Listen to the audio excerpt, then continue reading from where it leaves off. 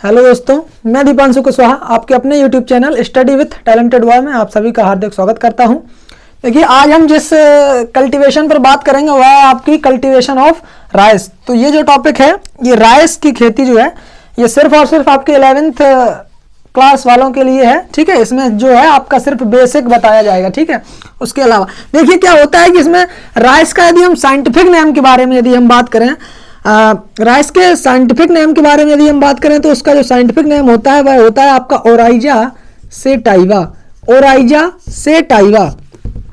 Family की यदि हम इसकी बात करें तो फैमिली जो है वह आपकी पोएसी और पोएसी का जो पुराना नाम है उसे हम ग्रेमनी भी कहते हैं। पोएसी का जो पुराना नाम है उसे हम ग्रेमनी भी कहते हैं। तो ठीक है, पोएसी लिखा मिल जाए या ग्रेमनी। उसके बाद 2n बराबर इसमें 24 होते हैं, 24। फ्रूट जो होता है मीन्स धान में किस प्रकार का फल बनता है, तो धान में जो फल बनता है वह बनता है आपका कैरियोप्सिस प्रकार का। किस प्रकार का? कैरियोप्सिस फल।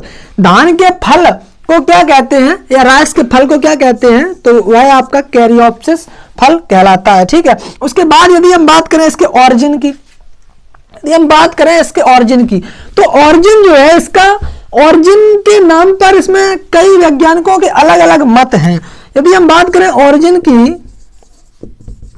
ऑरिजिन की तो इसमें किसी वैज्ञानिक का मत है कि इसका जो ऑरिजिन प्लेस है वह है आपका साउथ इंडिया। और इसके अलावा कई वैज्ञानिकों ने बताया कि इसका जो मीन्स राइस का ऑरिजिन प्लेस है वह है आपका इंडो वर्मा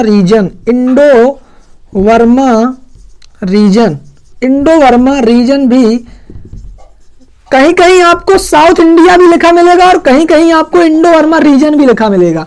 ठीक है, तो अब ये क्या है कि यदि आपसे कंपटीशन में यदि आपको इन दोनों में से एक ही मिलेगा, ठीक है, कोई भी हो आपका। हालांकि फिलहाल ये जो क्लास है वो सिर्फ आपके यूपी बोर्ड 11th वालों के लिए है। ठीक है, तो ऑरिजिन ये जो है आपका ऑरिजिन साउथ इंडिया और इंडो वर्मा रीजन। ठीक है, उसके अलावा यदि हम बात करें इसके डिस्ट्रीब्यूशन की यदि हम बात करें, डिस्ट्रीब्यूशन की मीन्स इसका वितरण। डिस्ट्रीब्यूशन की यदि हम बात करें तो डिस्ट्रीब्यूशन में आपका वर्ल्ड लेवल पर इसकी खेती आपके इंडिया में की जाती है। इंडिया के बाद आपके चाइना में की जाती है। चाइना के बाद आपका आता है वह है आपका इंडोनेशिया। ठीक है, आपका वर्ल्ड लेवल पर जो इसकी खेती की जाती है वह है आपकी इंडिया, चाइना और इंडोनेशिया में। अब बात की जाए कि इंडिया में इसकी खेती कहां कहां पर की जाती है। देखिए, यहीं पर हम आपको बता दें कि चाइना में जो है यह आपकी सबसे अधिक खेती की जाती है। कहां पर? चाइना में। यदि बात की जाए कि वर्ल्ड में सबसे अधिक खेती धान की किस राज्य में किस देश में की जाती है, तो वह आपकी चाइना में की जाती है। उसके बाद यदि हम बात करें इंडिया में आपकी इसका जो उत्पादन होता है धान का वह आपका वेस्ट बंगाल में होता है, यूपी में होता है, पंजाब में होता है, महाराष्ट्र में इसकी खेती की जाती है कल्टीवेशन। ठीक है, उसके बाद महाराष्ट्र के बाद आपका बिहार में भी इसकी खेती की जाती है। तो ये जो मुख्य राज्य हैं इन पर यहाँ पर जो है आपके राइस का कल्टीवेशन अच्छी मात्रा में उचित पैमाने पर किया जाता है। ठीक है, अब बात करें कि जो पंजाब की प्रोडक्टिविटी जो है, चावल की सबसे अधिक प्रोडक्टिविटी किस राज्य की है, तो धान का जो पंजाब की प्रोडक्टिविटी है धान की वह सबसे अधिक मानी जाती है। ठीक है, तो ये हो गया आपका। अब बात करें हम यहीं पर इसकी कुछ इंपॉर्टेंस की बात कर लें कि जो धान है इसका इंपॉर्टेंस क्या होता है। देखिए, धान से क्या होता है कि आपके कई प्रकार के तो इससे फूड मटेरियल्स बनते हैं। उसके अलावा धान में जो है आपका मिस चावल से आपके कई प्रकार के फूड मटेरियल्स बनते हैं। उसके बाद हम इसको जो है बड़ी मात्रा पर हम इसको खाने के लिए यूज करते हैं। उसके बाद आता है आपका, जैसे हम बता दें कि इसके कहीं कहीं पर इसके लड्डू भी बनाए जाते हैं। ठीक है, और इसके बाद आपका जो है, देखिए चावल में जो है आपका जैसे महत्वपूर्ण इंपॉर्टेंस के बारे में, तो उसके बाद आता है आपका इसका क्लासिफिकेशन। ठीक है, क्लासिफिकेशन। देखिए क्लासिफिकेशन में क्या है, क्लासिफिकेशन जो है वह आपको देखिए हम जानकारी के लिए बता दें कि धान में आपकी 24 प्रजातियां पाई जाती हैं, 24 धान की 24 प्रजातियां पाई जाती हैं, जिसमें से देखिए ओराइजा सेटाइवा की, ओराइजा की, जिसमें जो आपका हमने आपको जो साइंटिफिक नेम बताया ओराइजा सेटाइवा, तो इसमें जो आपका जीनस है वह आपका जीनस ओराइजा है। अब ओराइजा जीनस की 24 प्रजातियां पाई जाती हैं सब स्पीसीज, ठीक है। तो इसमें जो है आपका ओराइजा जीनस की 24 प्रजातियां पाई जाती हैं, जिसमें से आपकी दो प्रजातियां हमारे कल्टीवेटेड योग्य होती हैं, ठीक है। 2 प्रजातियां आपकी कल्टीवेटेड योग्य हैं। उसके अलावा 22 प्रजातियां वह आपकी जंगली राइस की कैटेगरी में आती हैं। तो ये जो है ओराइजा सेटाइवा और ओराइजा ग्लैबिरेमा, देखिए ओराइजा सेटाइवा और ओराइजा ग्लैबिरेमा, ओराइजा ग्लैबिरेमा, ओराइजा सेटाइवा और ओराइजा ग्लैबिरेमा। अब देखिए ग्लैबिरेमा की जो खेती है वह आपकी सिर्फ और सिर्फ अफ्रीकन क्षेत्र में की जाती है, या कह सकते हैं कि अफ्रीका में की जाती है। अब बात करें ओराइजा सेटाइवा, देखिए ओराइजा सेटाइवा के बारे में यदि हम बात करें तो ओराइजा सेटाइवा जो है यह आपका इस प्रजाति को, ओराइजा सेटाइवा नामक प्रजाति को 3 अलग और सब स्पीसीजों में बांटा गया, तीन अलग और सब स्पीसीजों में बांटा गया, जिसमें आपका पहली इसकी जो सब स्पीसीज है वह आपकी इंडिका है, दूसरी जो है वह आपकी जपोनिका है, और तीसरी जो है वह आपकी जवैनिका है, जवैनिका, ठीक है। अब इंडिका की खेती जो है वह आपकी इंडिया में की जाती है। ये आपकी ओराइजा सेटाइवा की सब स्पीसीज हैं। तो इंडिका जो सब स्पीसीज है ओराइजा सेटाइवा की, इंडिका स्पीसीज की खेती इंडिया में की जाती है, जबकि ओराइजा सेटाइवा की जपोनिका नामक सब स्पीसीज की खेती आपके जापान में की जाती है, ठीक है। उसके बाद जवैनिका की खेती जो है यह आपके इंडोनेशिया में की जाती है। कहां पर? इंडोनेशिया में इसका जो है, इंडोनेशिया में इसका कल्टीवेशन किया जाता है। ये हो गई इसके क्लासिफिकेशन की बात, ठीक है। देखिए गेहूं के बाद, यदि पूरे विश्व में गेहूं के बाद यदि कोई फसल उगाई जाती है दूसरे नंबर पर, तो वह जो है वह आपकी धान ही है, मींस राइस, ठीक है। गेहूं के बाद सबसे ज्यादा लार्ज प्रोडक्शन में जो होता है वह आपका गेहूं उगाया जाता है पूरे संसार में, क्योंकि उसकी खपत भी बहुत ज्यादा होती है। और उसके बाद आपका जो है गेहूं के बाद यदि आपकी कोई फसल आती है तो वह सेकंड नंबर पर आती है पूरे वर्ल्ड में, वह है आपकी धान, ठीक है। अब इसके जो है हमने आपको बता दिया इसका डिस्ट्रीब्यूशन, क्लासिफिकेशन। अब बात करें इसके हम सीड एंड सोइंग की, सीड एंड सोइंग के बारे में। देखिए सीड एंड सोइंग के बारे में यदि हम बात करें तो सबसे पहले आता है आपका सीड ट्रीटमेंट, सीड ट्रीटमेंट। देखिए सीड ट्रीटमेंट के बारे में यदि हम बात करें, सीड ट्रीटमेंट के बारे में यदि हम बात करें तो वह जो है आपका सीड ट्रीटमेंट के बारे में यदि हम बात करें तो वह जो है आपका थीराम से कर देते हैं, थीराम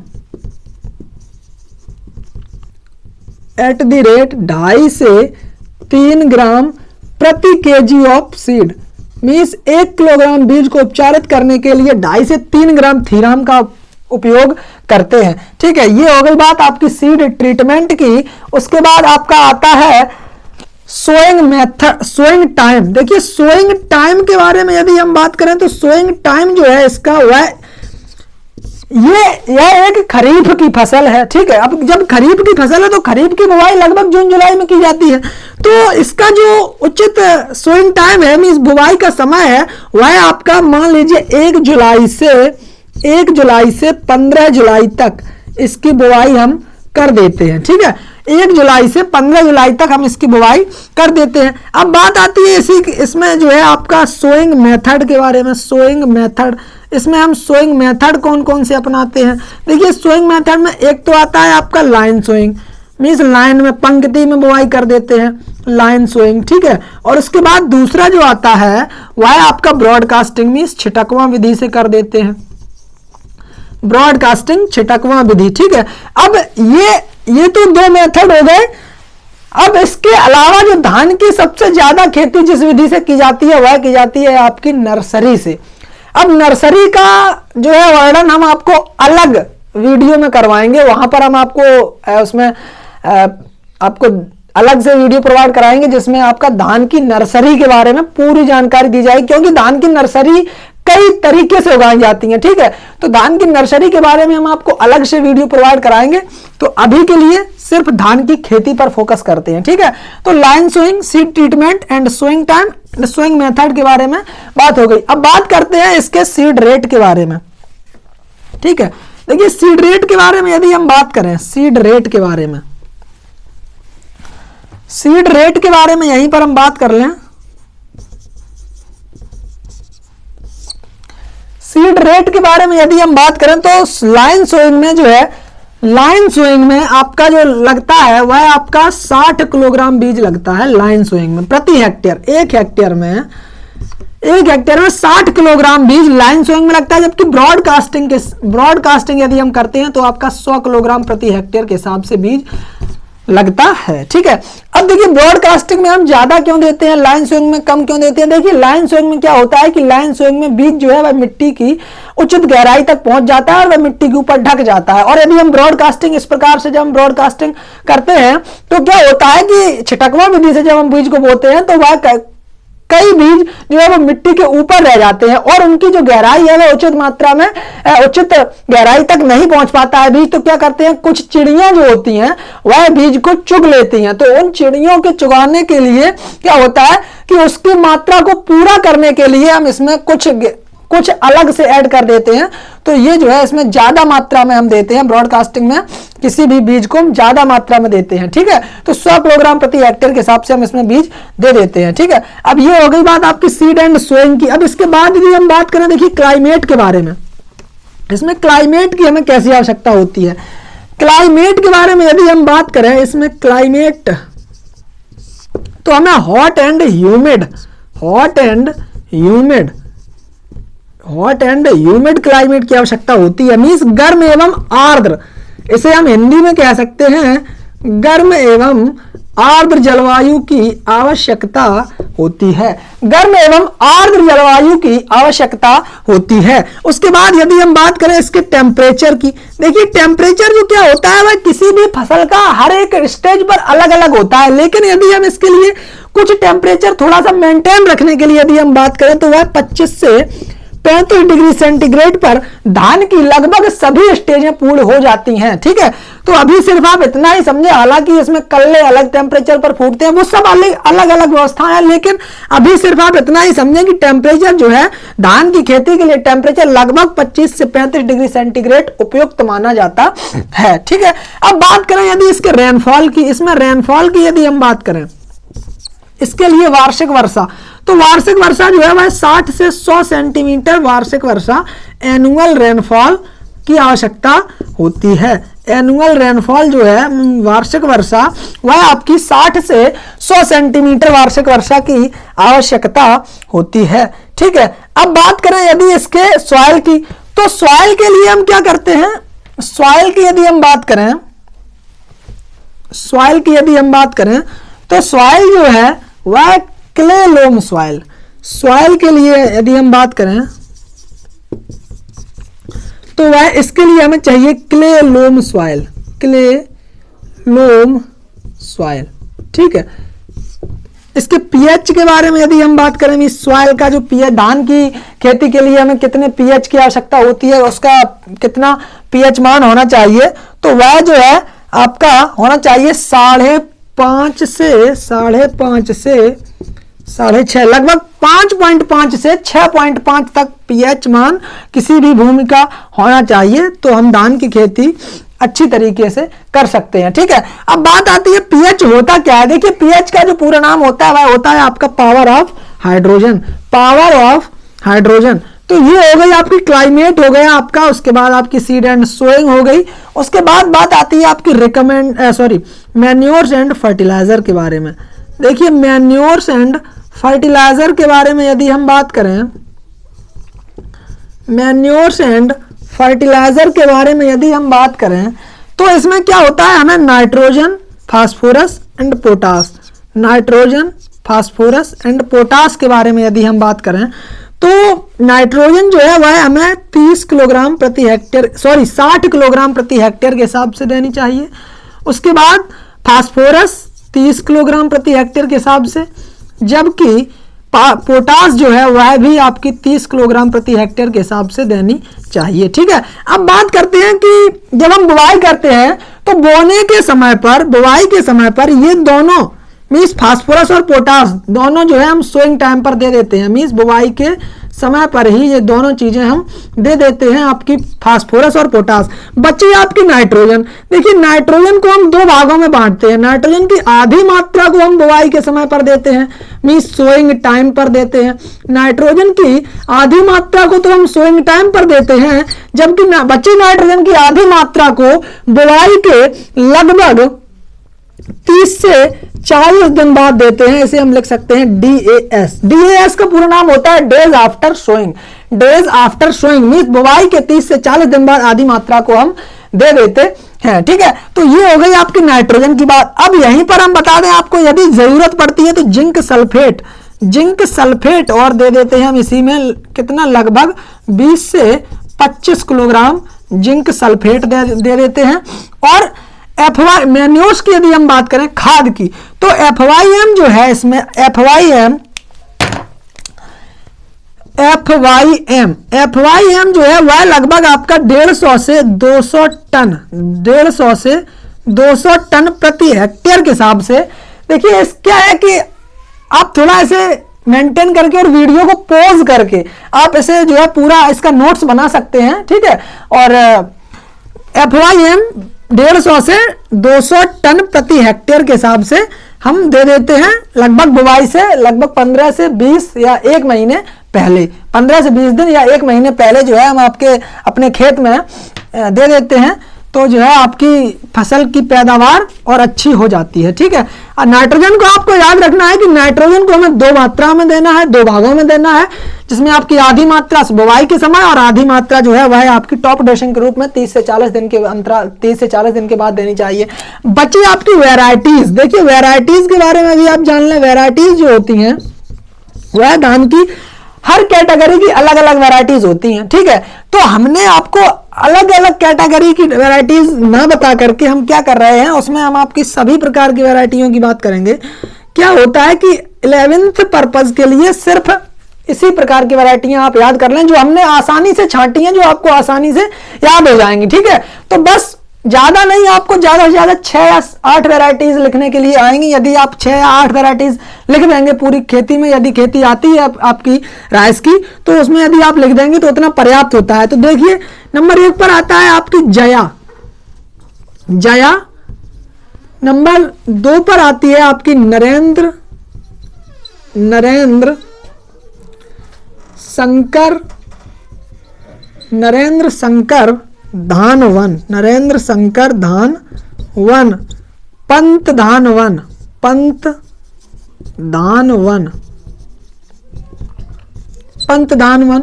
देखिए ये नरेंद्र शंकर का मतलब है कि यह जो है शंकर प्रजाति है, और यह कहां से निकाली गई, यह निकाली गई नरेंद्र देव कृषि एवं प्रौद्योगिकी विश्वविद्यालय कुमारगंज फैजाबाद से। और ये पंत धान 1 यह जो है आपका पहला कृषि विश्वविद्यालय है इंडिया का, यह पंतनगर से निकाली गई है। और उसके बाद आपकी आती है जलप्रिया, जलप्रिया, जलप्रिया, जलमग्न, जलमग्न। ये जो वेराइटीज हैं ये आपकी जो आपके पानी जहां पर अधिक होता है वहां पर उन क्षेत्रों के लिए है जलप्रिया, जलमग्न। उसके बाद आपकी आती है मनहर, एक प्रजाति आती है मनहर, मनहर। और इसके बाद आपकी जो है वह आती है जलनिधि, जलनिधि, जलनिधि, जलनिधि। ठीक है, तो ये हो गई इसकी आपकी वैरायटीज 1 2 3 4 5 6 7। ठीक है, ये आपकी वैरायटीज हो गई, 7 वैरायटीज आपकी धान की हो गई। अब देखिए इसमें आपका क्या आता है, एक वैरायटी 7 हो गई, एक और लिख लें आप IR24 ये वैरायटीज भी बहुत अच्छी वैरायटीज राइस की मानी जाती है। ठीक है, तो ये जो है आपकी वैरायटीज की बात हो गई। इसी में हम आपको एक जल्दी से एक चीज बता दें कि हलिंग जो होती है, धान में एक क्रिया होती है हलिंग। अब हलिंग क्रिया किसे कहते हैं? जो धान होता है, धान से ऊपर की जो पपड़ी हटाई जाती है, धान से चावल निकालने की क्रिया को हम हलिंग कहते हैं। धान में चावल निकालने की क्रिया को हलिंग कहते हैं। और धान में हलिंग परसेंट जो होता है वह लगभग 60% होता है। ठीक है, धान में लगभग 60% हलिंग परसेंट होता है। यदि आपसे पूछ दिया जाए कि धान में हलिंग परसेंट कितना होता है, तो वह होता है आपका 60%। ठीक है, तो ये हो गई बात आपकी धान की। अब बचा आपका खरपतवार, weed management, insect and disease management. तो ये जो है हम आपका प्लांट प्रोडक्शन के रूप में पार्ट 2 के नाम से अलग से आपको हम वीडियो प्रोवाइड कराएंगे। आगे मिलते हैं अगले वीडियो में, तब तक के लिए जय हिंद, जय भारत, धन्यवाद।